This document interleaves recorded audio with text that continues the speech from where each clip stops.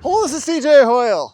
In this video, I'm going to tell you all about this Quetzal C90, a recumbent bike with 3 derailleurs, 90 speeds, and was made right here in Canada.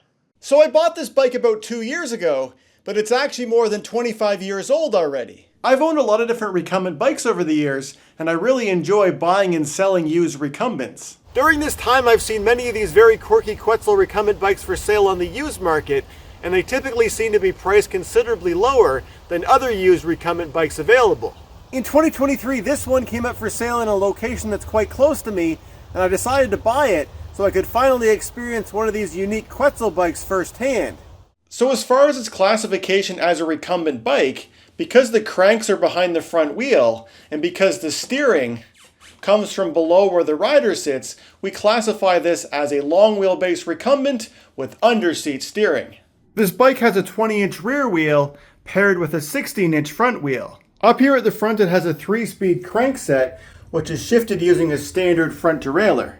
The rear wheel has a 6-speed freewheel with a standard rear derailleur, but what's definitely not standard is that in the middle of the bike there's another freewheel and another rear derailleur. So when you turn the cranks, this chain here gets pulled forwards, which creates rotation of this intermediate drive freewheel, which in turn pulls on this other chain, which rotates the rear freewheel and causes the rear wheel to spin forwards. On the intermediate drive freewheel, the rear chain always stays on the largest sprocket. Next to that sprocket, there's a gap, followed by 5 more sprockets, which are all available to be used by the front chain. So when you factor in the 6 freewheel sprockets in the back, the 5 freewheel sprockets in the middle, and the 3 chain rings at the front, there are a total of 90 different possible combinations, which is what makes this a 90-speed bike. I've got a lot more to say about the drivetrain setup later in the video, but let's first take a closer look at the steering. The handlebars consist of a single piece of steel tubing, which is bent into a U shape. These aluminum blocks connect the handlebars to this pivot point here, which appears to use regular bicycle headset hardware. On the front there are these stops, which restrict how far the handlebar can turn, and on the side there is this J-shaped piece, which connects to a steering linkage. So when the handlebars are turned, that motion is transmitted through the steering linkage up to the front fork, causing the front wheel to turn from side to side. The maximum steering angle is about 55 degrees to the right and 70 degrees to the left. Despite the long wheelbase, this bike can actually turn pretty sharply. The seats on Quetzal bikes are also quite unique, although I've modified this one from how it came from the factory. It consists of a frame made of steel tubing with a fabric sling mesh covering it. Inside the fabric there's foam, but that wasn't there when I bought the bike. Instead, there used to be these 2 clear vinyl tubes extending from these holes in the back of the seat, which connected to these inflatable pillows, which are what used to fill the inside of the seat. The idea was that you could adjust the firmness of the seat by inflating or deflating the bladders. This was done by removing the metal stopper from the end of the tube, blowing in the end of it, and then sealing it back up with the stopper. A pneumatic seat like this is something you'd be hard-pressed to find on any other bike. Unfortunately, by the time this bike came into my hands, both seat cushions had leaks in them, so they always lost their air pretty quickly. While I did my best to try and fix them by patching the holes, I found that new holes would always emerge due to the advanced age of the material. So I decided to replace those inflatable seat cushions with some pieces of foam that I had laying around. Many other recumbent bikes use foam inside their seats, so it's a pretty good substitution. The back of the seat features the Quetzal logo, which illustrates where their name comes from. A Quetzal is a colorful bird with a long tail, which is native to Central America, even though this bike is native to Canada. The seat fastens to the frame in 4 locations via these brackets. These lower mounting points connect to this T-shaped bar, which can be adjusted up or down to give slight adjustment to the tilt angle of the seat. I already have this adjusted up as far as it can go, so there's really only about 2 centimeters of adjustment, and even with the seat in its most reclined setting, this bike still has a pretty upright riding position compared to other recumbents. I have a lot more to say about the seat, and I'll come back to it later in the video. Because the seat cannot be moved forwards or backwards, the bike is adjusted for riders with different lengths of legs by sliding the cranks forwards or backwards.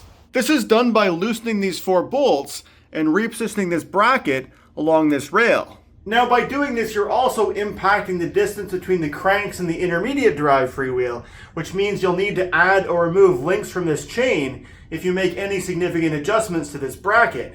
This bracket has about 17 centimeters of adjustment, but I understand this bike was sold in 2 different frame sizes to accommodate riders of an even wider range of heights.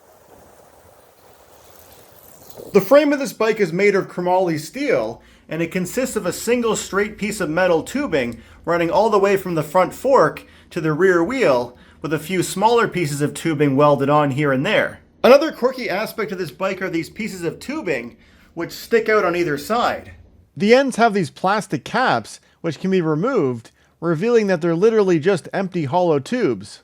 One source I found refers to these as crash bars, so presumably they were included to protect the rider in the event of a crash. If I lean the bike over, you can see it needs to tilt pretty far before that bar comes in contact with the road, and if I let go of the bike, you can see it's still able to tilt further with the handlebars touching, so I'm not convinced those crash bars are going to help you much if you're in a crash. I'm not aware of any other recumbents which have something like this, so it's still a bit of a mystery to me. I also read that Quetzal had planned to sell a conversion kit which could adapt one of these bikes into a recumbent tricycle, and I had a theory that maybe the extra bars back here were included to facilitate that. However, I've since found a photo of one of these bikes that has that conversion kit installed, and it doesn't appear to connect to the crash bars in any way. From the factory, Quetzals were outfitted with narrow specialty high-pressure tires, but on this bike they've just been replaced with standard tires, which are wider. Considering this bike has no suspension to speak of, I'm appreciative of the softer tires, which help to absorb some of the bumps. The brakes on this bike are of the cantilevered variety, and they're included on both the front and rear. Interestingly, the rear brakes are mounted down here on the chain stays, rather than up here on the seat stays, where you'll typically find them on most conventional bikes. The brakes are controlled by standard brake levers, which are mounted facing upwards on the handlebars. The front and rear derailleurs are controlled by grip shift style shifters, but there's also a paddle style shifter on the right handlebar, which controls the intermediate drive derailleur. On the left handlebar I have a bell mounted, and I also added a kickstand. The only other accessory on this bike is the cargo rack, which is already there when I bought it. To ride the bike, step over the frame and sit down on the seat. Now place your hands on the handlebars and familiarize yourself with the brakes and the steering. It works best to get started if you have one of the pedals so it's fully vertical like this. And so you're going to place one of your feet on that pedal, and when it's time to go, you're going to push off with this leg, and at the same time you're going to lift your other leg onto the other pedal, and you're going to ride forwards. When it's time to stop, you simply apply the brakes and let your feet drop down to the ground. So how exactly did this bike come to be, and why are Quetzals so much different from other recumbents? From what I've read, these bikes were the brainchild of a French-Canadian man named Gerard Lebranche, who was on a mission to design a safer and more comfortable bicycle. He felt that recumbents were the obvious answer and wanted to design one which could be adopted more widely than the recumbents that were already on the market. In his opinion, the 3 main problems with the existing recumbent models he was familiar with was that they were too expensive, too difficult to balance, and they couldn't turn sharply enough. He teamed up with another designer, and in 1996 they partnered with a Quebec-based company called ProCycle Group, who started manufacturing their Quetzal bikes. At the time, ProCycle was the largest bicycle manufacturer in Canada, although very few Canadians would recognize them by that name.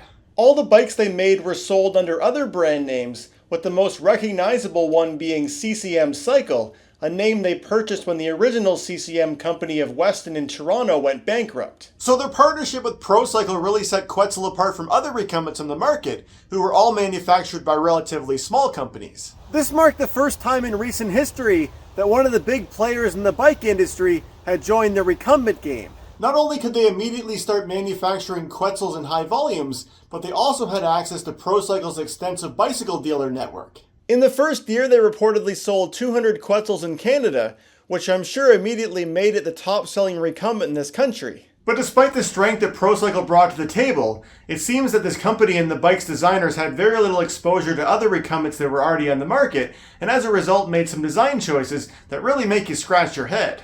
In addition to the quirky things that I already showed, like the intermediate drive, the crash bars, and the inflatable seat cushions, I also read that the earliest Quetzals included a seat belt for the rider. Did they think they were designing a car? Imagine that. A bike with both a seat belt and airbags? Again, this is something no other recumbent maker was doing, and there really isn't a reason to have a seatbelt on a bicycle. If anything, I think it would actually make the bike more dangerous, so I'm thankful that Quetzal decided to do away with that feature. So from 1996 till about 2004, ProCycle continued to produce Quetzal bikes, and they sold them in a few different variations. In addition to the C90, they also sold a model called the C105, which had a 7-speed rear freewheel, giving it 105 speeds. Both of these models used the same chromoly steel frame, but Quetzal also sold higher-end bikes which had aluminum frames. Their aluminum frame bikes had nearly the same design as this, except instead of the cranks being adjustable forwards or backwards, the frame was telescopic and the entire bike could be lengthened or shortened to fit the size of the rider. In 2002, Quetzal introduced a new model called the Mysterio, which was constructed from square steel tubing and had both front and rear suspension. For a time, Quetzal also sold a line of semi-recumbents, and I briefly owned one of these bikes many years ago. Throughout the years, ProCycle sold their Quetzal bikes under a few other brand names, including Mikado, Evox, and for a time in the USA, they used the name Peugeot. Coincidentally, the name Quetzal was also used for a model of recumbent tandem made by a company from the Netherlands called Nazca. Aside from sharing a name, those Quetzal tandems have no connection with ProCycle or the Quetzals of Canada. But with that history lesson out of the way, let's take a deeper dive into looking at the drivetrain of this bike. So first of all, what's the purpose of the intermediate drive? And does this bike actually need 90 speeds? Well, isn't it obvious?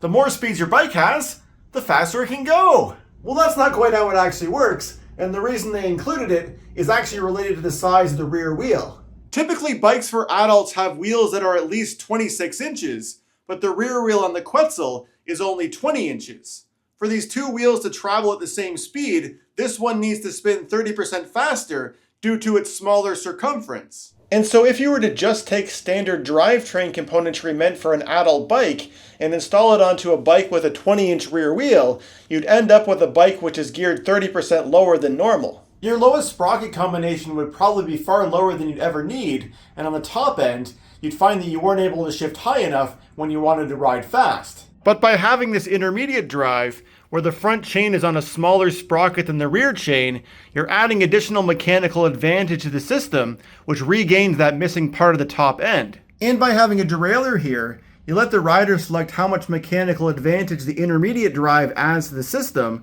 so the gain to the top end doesn't come as a sacrifice of losing the ultra-low gearing. For example, if I shift this chain into its largest sprocket, the impact of the intermediate drive is quite minimal, since the size of this sprocket and this sprocket are almost the same. It's important to be able to gear down low on a recumbent bike for climbing hills, but in my experience, the lowest sprocket combination on this bike is far lower than I've ever needed. I typically just leave the intermediate drive in the middle third sprocket and do all my shifting using the front and rear derailleurs, just as I would on any other bike. With the shift controls laid out with the front and rear shifters in the palms of your hands, and the intermediate drive shifter in a somewhat unnatural location down here, I would imagine most Quetzal users probably take a similar approach. Without touching this additional shifter, you still have access to 18 speeds, which is more than adequate. I should also point out that while there are 90 different sprocket combinations, if you count up the number of teeth on the sprockets and work out the ratios, you'll find that there are actually 14 duplicate ratios. Of the remaining 76 unique ratios, the vast majority are spaced less than 3% apart from each other. So while it sounds cool to have a bike with 90 speeds, it's far more than you actually need, and you probably won't use most of them. The intermediate drive adds extra weight and friction, not to mention that there are more moving parts which need to be maintained. A much more common approach for the drivetrains on 20-inch adult bikes is to skip the intermediate drive and just use sprockets on the front and back, which are appropriately sized for the smaller rear wheel. Since we're pretty much already at the limit of how small we can make the rear sprockets, this is achieved by using chain rings on the crank, which are larger. On this other recumbent bike, which also has a 20-inch rear wheel, you can see that's exactly what was done here, using chain rings that are about 25% larger than the Quetzal has. But why wasn't that approach used here? Wouldn't that have been much simpler, not to mention cheaper?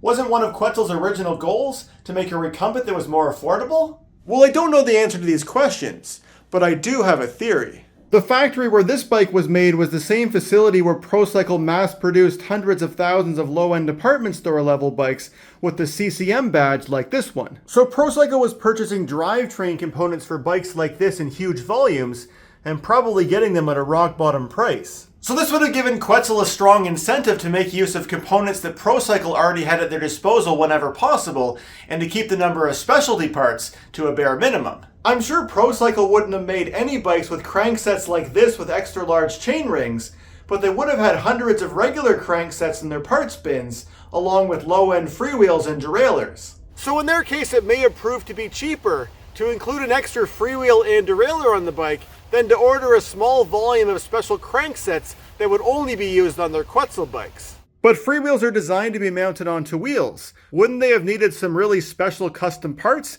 to be able to mount one onto the middle of the frame like this? Well, I've taken apart this part of the bike to show how it was done, and it's really neat how they did it.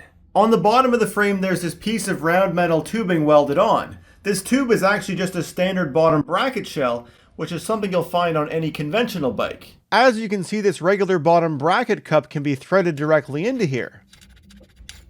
But what's really cool is that the threading of these cups also happens to be the same as the threading on the inside of a standard freewheel. So this means if I partially thread this cup into this tube in the frame, I can now thread the freewheel onto the remaining threads, and thus the freewheel is now mounted in the middle of the bike and no special parts were needed. Now getting a derailleur mounted onto here is a different story. You need this special derailleur hanger part, which I'm sure they manufactured themselves. The derailleur gets bolted to this bracket, which is welded to a piece of tubing.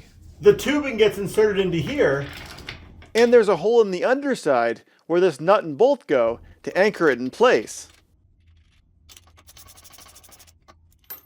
Another aspect of this design which would have required some custom labor is this freewheel itself. As I showed earlier, there are 6 sprockets, but there's a gap between these two, which keeps the two chains from rubbing against each other. This would have been achieved by starting with a 7-speed freewheel and disassembling it to replace one of the sprockets with a spacer. In fact, this was the original spacer that was there when I got the bike, but the plastic was all brittle and broken, so I made my own spacer piece out of a scrap piece of Lexan. The other unique characteristic about this freewheel is that it's able to spin freely in both directions.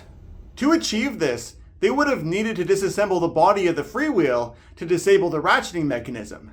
This is what that ratcheting mechanism looks like, but modifying one of these is no small task, considering there are dozens of these tiny ball bearings which need to be placed exactly right when reassembling everything. But hopefully they were able to order a special batch of freewheels from the manufacturer with the ratchet pawls missing and one of the sprockets replaced with a spacer. So now that I've given an overview of this bike, I'd like to share my opinions, having owned it for 2 years and ridden it about 500 kilometers. As far as the drivetrain is concerned, while I do appreciate the quirky nature, the intermediate drive adds needless complexity and is inherently not a good design. This bike has far more speeds than you would ever use, and those extra speeds come at the cost of added weight and friction, which will only serve to slow you down. But while this may not be the best design, it does actually work, and I applaud them for trying something different.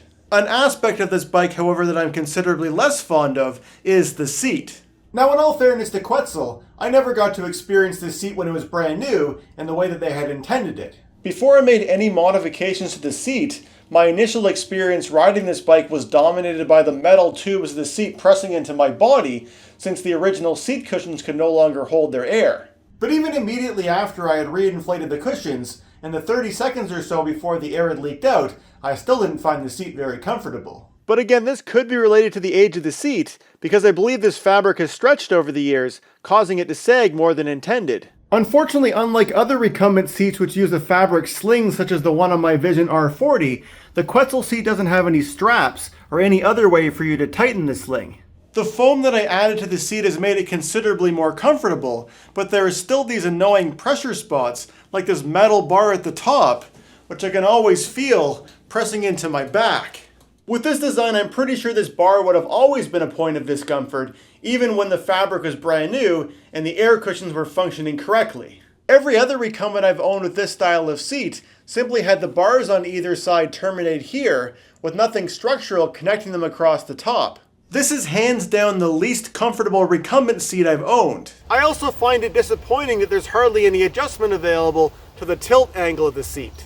By not allowing riders to recline very far, Quetzal has really limited the aerodynamic advantage that this recumbent can have. Despite the upright riding position, the seat is still quite low to the ground, making it difficult to see over things and therefore not ideal for riding on city streets. So in that regard, unfortunately it's kind of the worst of both worlds. Another disadvantage of Quetzals is that they're surprisingly heavy. This bike weighs about 48 pounds, making it probably the heaviest bike I've ever owned. With that said, the C90 uses Quetzal's chromoly steel frame, but from what I've read, their aluminum frame bikes were only marginally lighter. So even the lightest Quetzals are still pretty heavy, and this is another reason why these bikes are not particularly fast. One thing that I do really like about this bike are the handlebars, which in my opinion are something that they got just right. When you sit down on the seat, it just feels so natural to place your hands here.